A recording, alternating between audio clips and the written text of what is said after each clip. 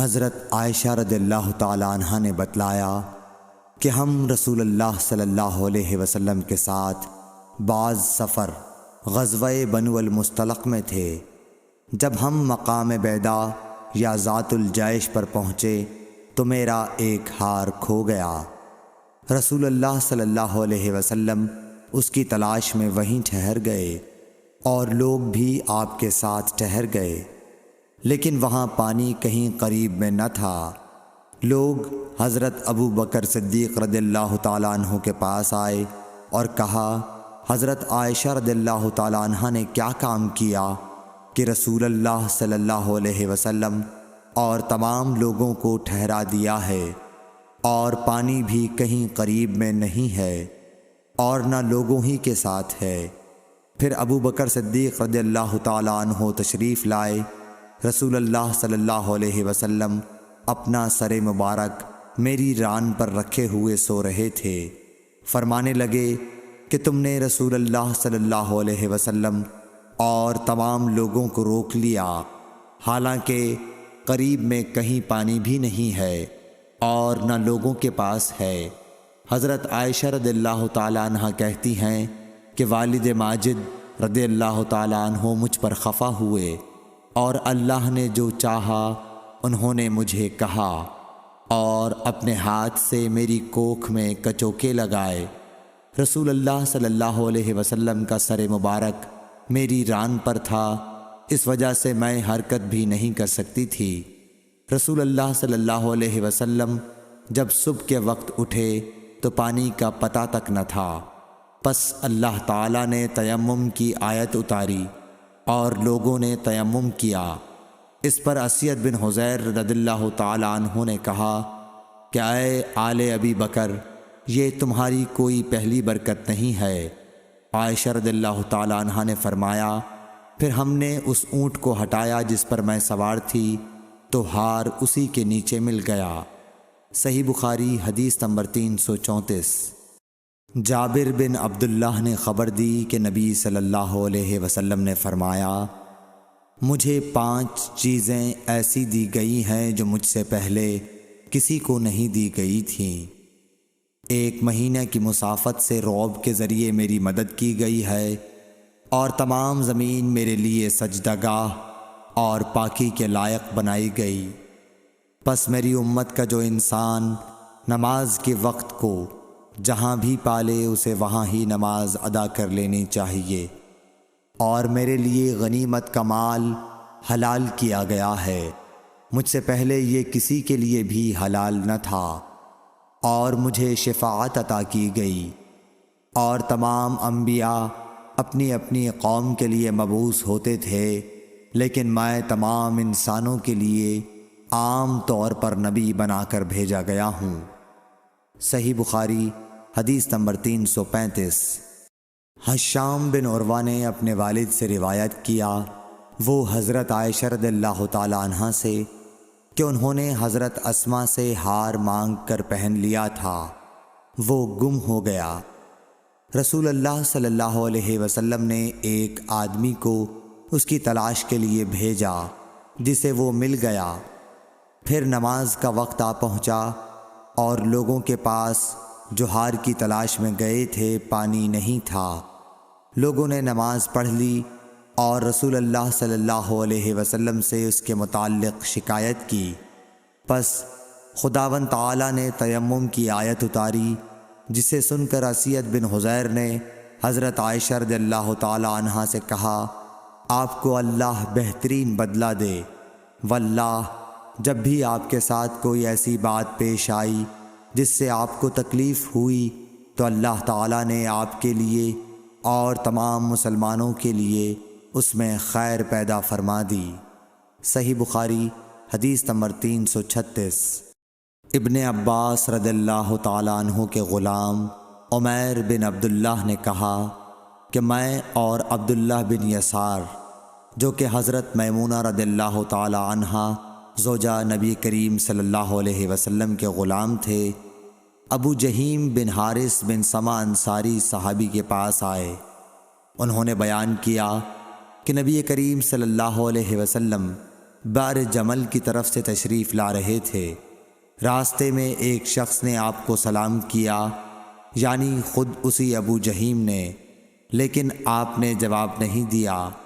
پھر آپ دیوار کے قریب آئے اور اپنے چہرے اور ہاتھوں کا مسح کیا، پھر ان کے سلام کا جواب دیا۔ صحیح بخاری حدیث نمبر 337۔ ایک شخص عمر بن خطاب کے پاس آیا اور عرض کی کہ مجھے غسل کی حاجت ہو گئی اور پانی نہیں ملا، تو میں اب کیا کروں؟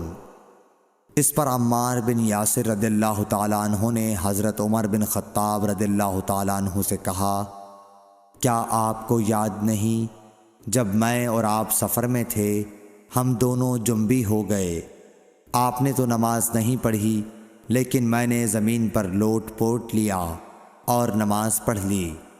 پھر میں نے نبی کریم صلی اللہ علیہ وسلم سے اس کا ذکر کیا تو آپ نے فرمایا کہ تجھے بس اتنا ہی کافی تھا، اور آپ نے اپنے دونوں ہاتھ زمین پر مارے، پھر انہیں پھونکا اور دونوں سے چہرے اور پونچھوں کا مسح کیا۔ صحیح بخاری حدیث نمبر 338۔ عمار بن یاسر نے یہ واقعہ بیان کیا جو پہلے گزر چکا، اور شعبہ نے اپنے ہاتھوں کو زمین پر مارا، پھر انہیں اپنے منہ کے قریب کر لیا اور پھونکا، پھر ان سے اپنے چہرے اور پونچھوں کا مسح کیا۔ اور نضر بن شمیل نے بیان کیا کہ مجھے شعبہ نے خبر دی حکم سے کہ میں نے زر بن عبداللہ سے سنا، وہ سعید بن عبد الرحمن بن ابزہ کے حوالے سے حدیث روایت کرتے تھے۔ حکم نے کہا کہ میں نے یہ حدیث ابن عبد الرحمن بن ابزہ سے سنی، وہ اپنے والد کے حوالے سے بیان کرتے تھے کہ عمار نے کہا جو پہلے مذکور ہوا۔ صحیح بخاری حدیث نمبر 339۔ ابن عبد الرحمن بن ابزہ سے روایت ہے، وہ اپنے والد سے، کہ وہ حضرت عمر رضی اللہ تعالیٰ عنہ کی خدمت میں حاضر تھے، اور حضرت عمار رضی اللہ تعالیٰ عنہ نے ان سے کہا کہ ہم ایک لشکر میں گئے ہوئے تھے، پس ہم دونوں جنبی ہو گئے، اور اس میں ہے کہ بجائے نفخہ فیہما کے انہوں نے تفل فیہما کہا۔ صحیح بخاری حدیث نمبر 340۔ حضرت عمار رضی اللہ تعالیٰ عنہ نے عمر رضی اللہ تعالیٰ عنہ سے کہا کہ میں تو زمین میں لوٹ پوٹ ہو گیا، پھر نبی صلی اللہ علیہ وسلم کی خدمت میں حاضر ہوا تو آپ نے فرمایا کہ تیرے لیے صرف چہرے اور پونچھوں پر مسح کرنا کافی تھا، زمین پر لیٹنے کی ضرورت نہ تھی۔ صحیح بخاری حدیث نمبر 341۔ عبد الرحمن بن ابزہ نے کہا کہ میں حضرت عمر رضی اللہ تعالیٰ عنہ کی خدمت میں موجود تھا کہ عمار رضی اللہ تعالیٰ عنہ نے ان سے کہا، پھر انہوں نے پوری حدیث بیان کی۔ صحیح بخاری حدیث نمبر 342۔ عبد الرحمن بن ابزہ نے اپنے والد سے، حضرت عمار رضی اللہ تعالیٰ عنہ نے بیان کیا، پس نبی کریم صلی اللہ علیہ وسلم نے اپنے ہاتھوں کو زمین پر مارا اور اس سے اپنے چہرے اور پونچھوں کا مسح کیا۔ صحیح بخاری حدیث نمبر 343۔ ابو رجا نے عمران کے حوالے سے کہا کہ ہم نبی کریم صلی اللہ علیہ وسلم کے ساتھ ایک سفر میں تھے کہ ہم رات بھر چلتے رہے، اور جب رات کا آخری حصہ آیا تو ہم نے پڑاؤ ڈالا، اور مسافر کے لیے اس وقت کے پڑاؤ سے زیادہ مرغوب اور کوئی چیز نہیں ہوتی۔ پھر ہم اس طرح غافل ہو کر سو گئے کہ ہمیں سورج کی گرمی کے سوا کوئی چیز بیدار نہ کر سکی۔ سب سے پہلے بیدار ہونے والا شخص فلاں تھا، پھر فلاں، پھر فلاں۔ ابو رجا نے سب کے نام لیے، لیکن اوف کو یہ نام یاد نہیں رہے۔ پھر چوتھے نمبر پر جاگنے والے حضرت عمر بن خطاب رضی اللہ تعالیٰ عنہ تھے، اور جب نبی کریم صلی اللہ علیہ وسلم آرام فرماتے تو ہم آپ کو جگاتے نہیں تھے، یہاں تک کہ آپ خود بخود بیدار ہوں، کیونکہ ہمیں کچھ معلوم نہیں ہوتا کہ آپ پر خواب میں کیا تازہ وحی آتی ہے۔ جب حضرت عمر جاگ گئے اور یہ آمدہ آفت دیکھی اور وہ ایک نڈر دل والے آدمی تھے، بس زور زور سے تکبیر کہنے لگے۔ اسی طرح بآواز بلند آپ اس وقت تک تکبیر کہتے رہے جب تک کہ نبی کریم صلی اللہ علیہ وسلم ان کی آواز سے بیدار نہ ہو گئے۔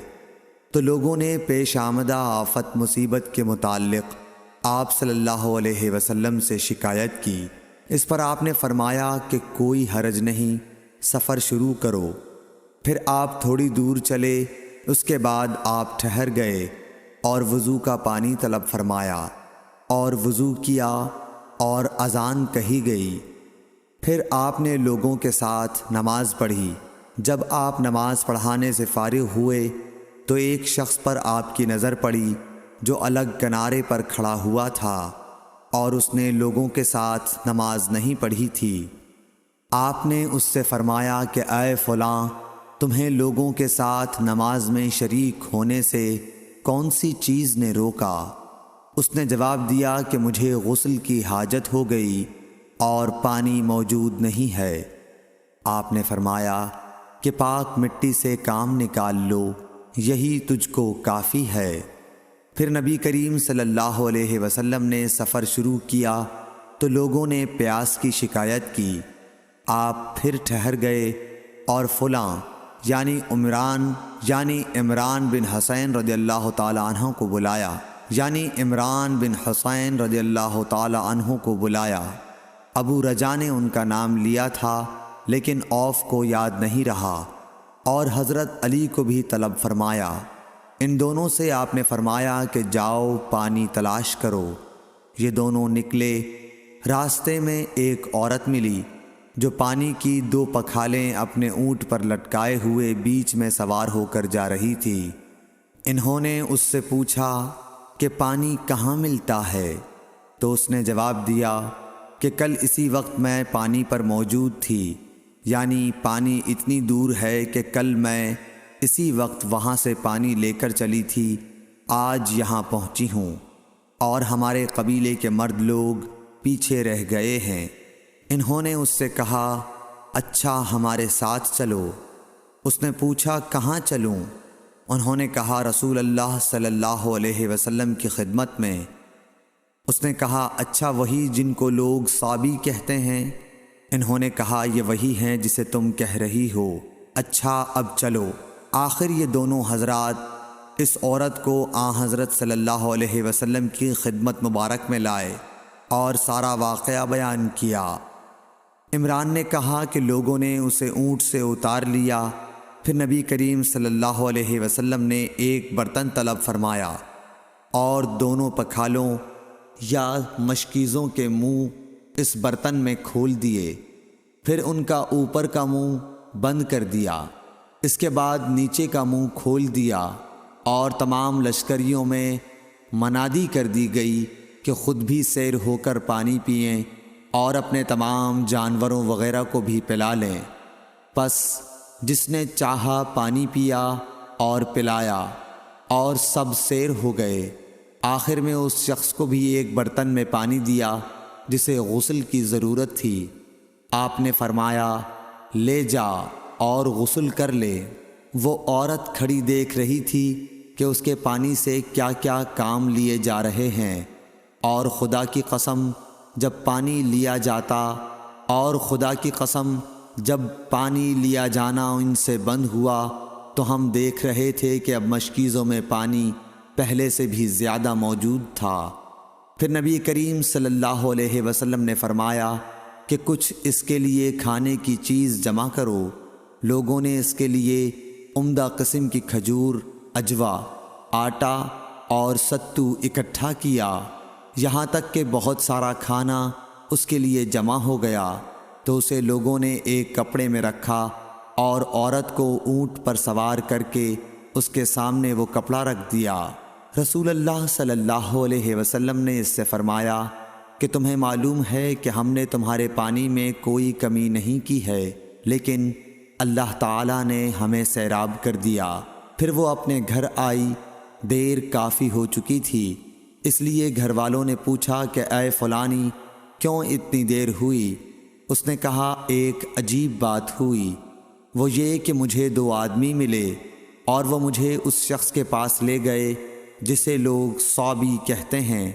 وہاں اس طرح کا واقعہ پیش آیا، خدا کی قسم وہ تو اس کے اور اس کے درمیان سب سے بڑا جادوگر ہے۔ اور اس نے بیچ کی انگلی اور شہادت کی انگلی آسمان کی طرف اٹھا کر اشارہ کیا۔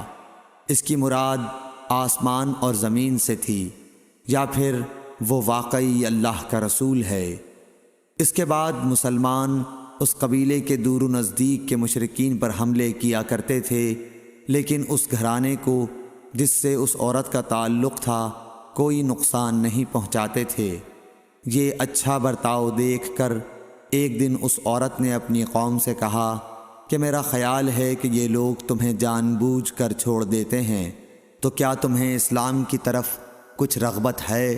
قوم نے عورت کی بات مان لی اور اسلام لے آئی۔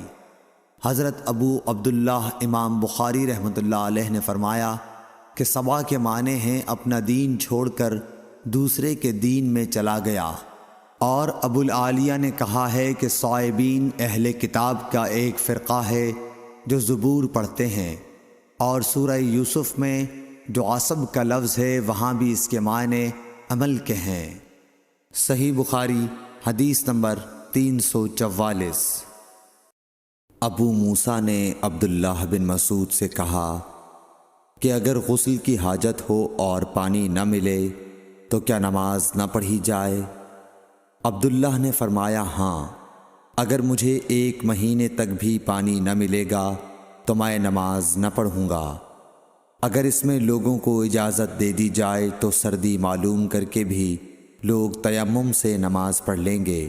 ابو موسیٰ کہتے ہیں کہ میں نے کہا کہ پھر حضرت عمر رضی اللہ تعالیٰ عنہ کے سامنے حضرت عمار رضی اللہ تعالیٰ عنہ کے قول کا کیا جواب ہوگا؟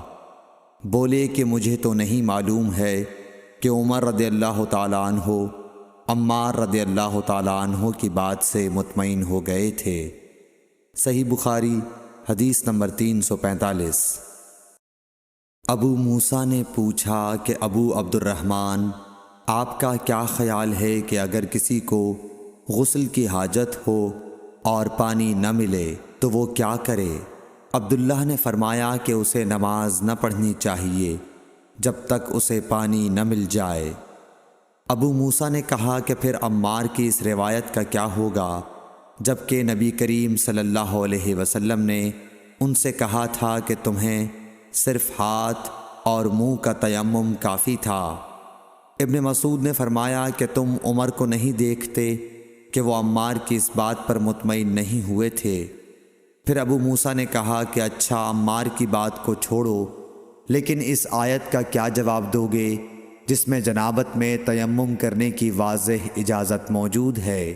عبداللہ بن مسعود اس کا کوئی جواب نہ دے سکے، صرف یہ کہا کہ اگر ہم اس کی بھی لوگوں کو اجازت دے دیں تو ان کا حال یہ ہو جائے گا کہ اگر کسی کو پانی ٹھنڈا معلوم ہوا تو اسے چھوڑ دیا کرے گا اور تیمم کر لیا کرے گا۔ اعمش کہتے ہیں کہ میں نے شفیق سے کہا کہ گویا عبداللہ نے اس وجہ سے یہ صورت ناپسند کی تھی، تو انہوں نے جواب دیا کہ ہاں۔ صحیح بخاری حدیث نمبر 346۔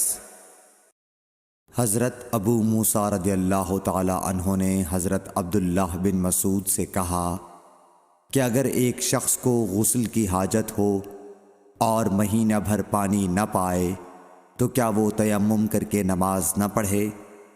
شفیق کہتے ہیں کہ حضرت عبداللہ بن مسعود نے جواب دیا کہ وہ تیمم نہ کرے اگرچہ وہ 1 مہینے تک پانی نہ پائے اور نماز موقوف رکھے۔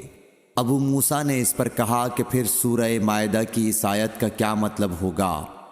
اگر تم پانی نہ پاؤ تو پاک مٹی پر تیمم کر لو۔ حضرت عبداللہ بن مسعود بولے کہ اگر لوگوں کو اس کی اجازت دے دی جائے تو جلد ہی یہ حال ہو جائے گا کہ جب ان کو پانی ٹھنڈا معلوم ہوگا تو وہ مٹی سے تیمم ہی کر لیں گے۔ اعمش نے کہا میں نے شفیق سے کہا تو تم نے جنبی کے لیے تیمم اس لیے برا جانا؟ انہوں نے کہا ہاں۔ پھر حضرت ابو موسیٰ اشعری رضی اللہ تعالیٰ عنہ نے فرمایا کہ کیا آپ کو حضرت عمار کا حضرت عمر بن خطاب رضی اللہ تعالیٰ عنہ کے سامنے یہ قول معلوم نہیں کہ مجھے رسول اللہ صلی اللہ علیہ وسلم نے کسی کام کے لیے بھیجا تھا؟ سفر میں مجھے غسل کی ضرورت ہو گئی لیکن پانی نہیں ملا، اس لیے میں مٹی میں جانور کی طرح لوٹ پوٹ لیا۔ پھر میں نے رسول اللہ صلی اللہ علیہ وسلم سے اس کا ذکر کیا تو آپ نے فرمایا کہ تمہارے لیے صرف اتنا کرنا کافی تھا، اور آپ نے اپنے ہاتھوں کو زمین پر ایک مرتبہ مارا، پھر ان کو جھاڑ کر بائیں ہاتھ سے داہنے کی پشت کو مل لیا، یا بائیں ہاتھ کا داہنے ہاتھ سے مسح کیا، پھر دونوں ہاتھوں سے چہرے کا مسح کیا۔ عبداللہ نے اس کا جواب دیا کہ آپ عمر کو نہیں دیکھتے کہ انہوں نے عمار کی بات پر قناعت نہیں کی تھی؟ اور یعلی بن عبید نے اعمش کے واسطے سے شفیق سے روایت میں یہ زیادتی کی ہے کہ انہوں نے کہا کہ میں عبداللہ اور ابو موسیٰ کی خدمت میں تھا، اور ابو موسیٰ نے فرمایا تھا کہ آپ نے عمر سے عمار کا یہ قول نہیں سنا کہ رسول اللہ صلی اللہ علیہ وسلم نے مجھے اور آپ کو بھیجا، پس مجھے غسل کی حاجت ہو گئی اور میں مٹی میں لوٹ پوٹ لیا۔ پھر میں رات رسول اللہ صلی اللہ علیہ وسلم کی خدمت میں حاضر ہوا اور آپ سے صورتحال کے متعلق ذکر کیا تو آپ نے فرمایا کہ تمہیں صرف اتنا ہی کافی تھا، اور آپ نے چہرے اور ہتھیلیوں کا ایک ہی مرتبہ مسح کیا۔ صحیح بخاری حدیث نمبر 347۔ عمران بن حسین خزائی سے روایت ہے کہ رسول اللہ صلی اللہ علیہ وسلم نے ایک آدمی کو دیکھا کہ الگ کھڑا ہوا ہے اور لوگوں کے ساتھ نماز میں شریک نہیں ہو رہا ہے۔ آپ نے فرمایا کہ اے فلاں، تمہیں لوگوں کے ساتھ نماز پڑھنے سے کس چیز نے روک دیا؟ اس نے عرض کی، یا رسول اللہ، مجھے غسل کی ضرورت ہو گئی اور پانی نہیں ہے۔ آپ نے فرمایا، پھر تم کو پاک مٹی سے تیمم کرنا ضروری تھا، پس وہ تمہارے لیے کافی ہوتا۔ صحیح بخاری حدیث نمبر 348۔